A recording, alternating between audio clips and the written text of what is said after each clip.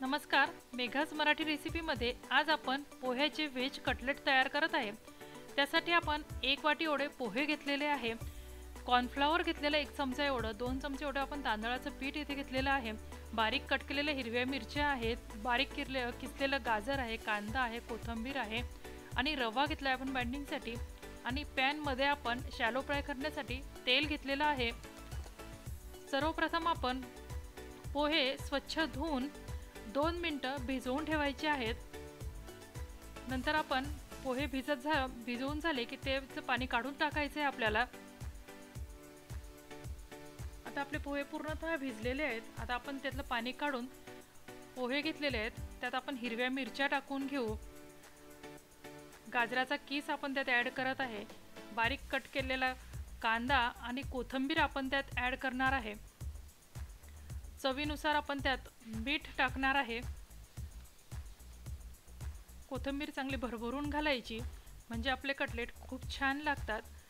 त्यात आपण चवीनुसार मीठ ॲड करू, थोडीशी हळद आणि थोडं लाल तिखट आपण त्यात ॲड करणार आहे, म्हणजे आपल्या कटलेटला छान रंगही येतो आणि चवही येते।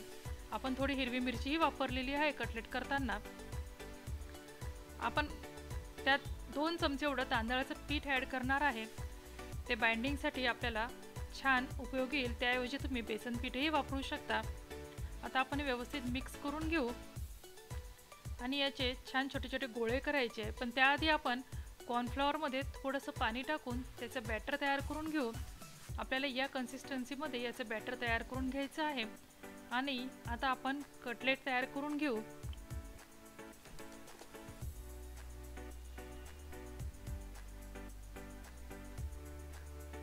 आपले कटलेट सहज तयार होतात। आपण त्याला गोल गोळा घ्यायचा आणि छान त्याला एक आकार द्यायचा। तुम्ही चपटे किंवा लंबुळके असे प्रकारे कटलेट करू शकता। ते आपण कॉर्नफ्लॉवरमध्ये डिप करून घ्यायचे आणि त्याला आपण बाइंडिंगसाठी रवा वापरत आहे, याऐवजी तुम्ही ब्रेड क्रम्सही वापरू शकता। आणि आता आपण याला छान शॅलो फ्राय करून घेऊ।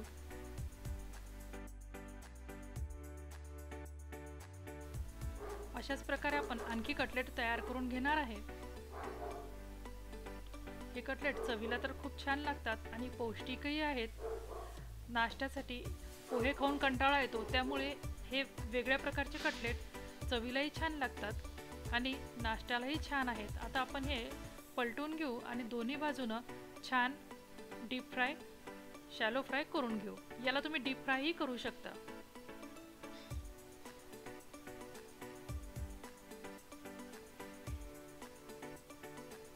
आपले कटलेट तयार आहेत। आता आपण हे सर्विंग डिशमध्ये काढून घेऊ आणि टोमॅटो सॉस सोबत सर्व करू। तुम्ही हे घट्ट दह्यासोबतही खाऊ शकता।